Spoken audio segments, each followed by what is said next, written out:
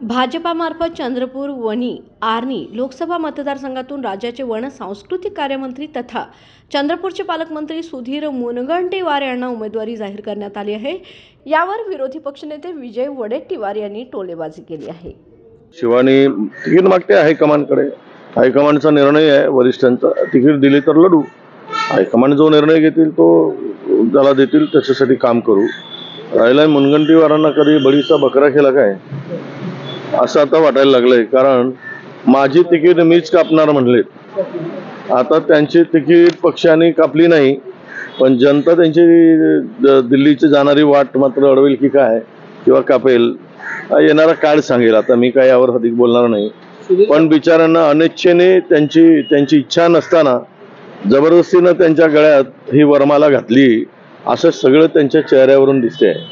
ते म्हणाले काल की मी चंद्रपूरचा लाकूड नव्या संसद भवनाला दिला आणि त्या दरवाजातून मला प्रवेश मिळेल, तर असं आहे की लाकूड चंद्रपूर जिल्ह्यातला आहे, तो लाकूड काही भारतीय जनता पक्षाच्या जंगलातला किंवा प्रांगणातला नाही आहे।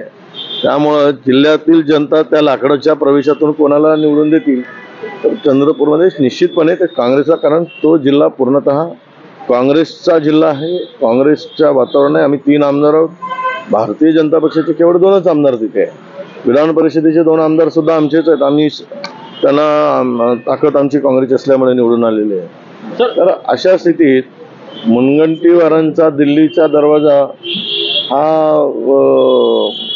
नक्की म्हणजे ते म्हणतात त्याप्रमाणे की सुकर होईल की कठीण जाईल हे आम्ही आता आत बोलणार नाही, पण पुढे बोलू। इच्छा सगळ्यांचीच असते, म्हणूनच कदाचित धानोरकर ताई विरोध करत आहेत का? त्यांची पण इच्छा आहे म्हणून हे होत आहे का? म्हणजे जे टीका होत आहेत त्या त्यातून होत असतील का? नाही, असं आहे की त्या काय बोलले ते पक्षाच्या म्हणजे प्लॅटफॉर्मवर त्यांनी बोलायला हवं होतं। तिकीट मागण्याचा अधिकार त्यांना पण आहे, मी काही नाकारू शकत नाही, पण तिकीट कोणी मागतं म्हणून त्याला विरोध करण्याचं काही कारण नाही, तो होऊ नये अशी सगळ्यांची इच्छा असते। आणि मला वाटतं की लवकर निर्णय अपेक्षित आहे आणि ही सभा झाली की शिवाजी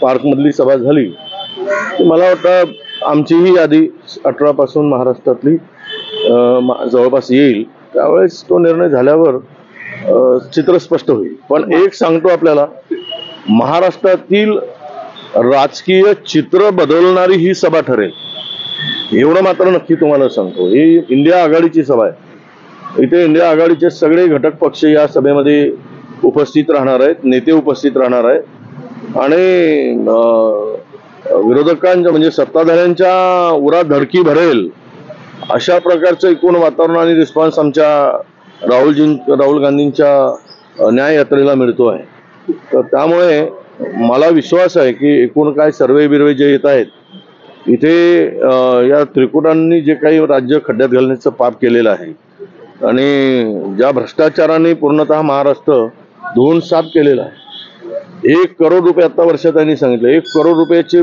मुंबई महानगरपालिके 1 लाख करोड 1 लाख करोड मुंबई महानगरपालिकेचे साफ केलेत, गेले कुठे?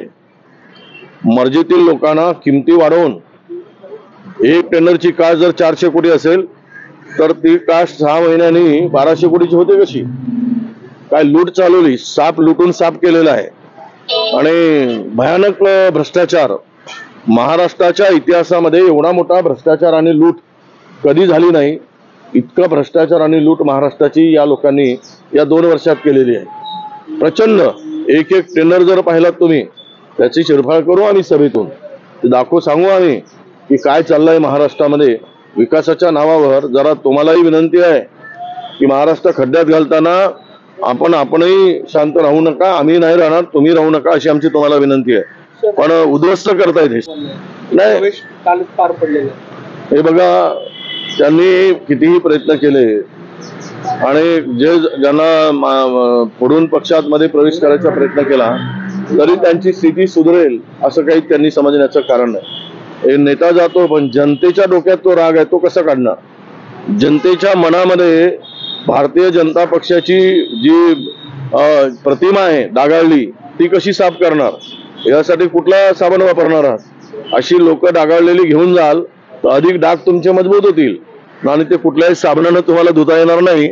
जनता तुम्हाला धुवून दोरीवर वाळवायला घालेल, हे मात्र लक्षात ठेवा. महायुतीत जागा वाटपाची अद्याप घोषणा झालेली नाही. असं असताना भाजप 20 जागा डिक्लेअर करून मोकळी झाली, तर दोन्ही पक्षांना डावललं असं वाटतं. हे काय आता ते अरेरावीच होणार आहे. ह्यांचं आहे काय महत्व? हे संपलंय, यांचं महत्व संपलंय.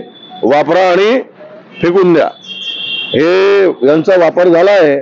आता फेकण्याची तयारी सुरू आहे. हे कुठे जाऊन पडतील पुढच्या लोकसभेनंतर, म्हणजे याचा अंदाज तुम्ही घेतला पाहिजे.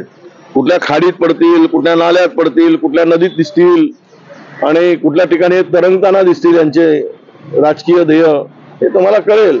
पण यांचं हे दोघांचाही शेवटचा राजकीय अधपतनाची सुरुवात यांनी स्वतःहून करून घेतली आहे आणि ते होणार, हे कुठेही दिसणार नाही.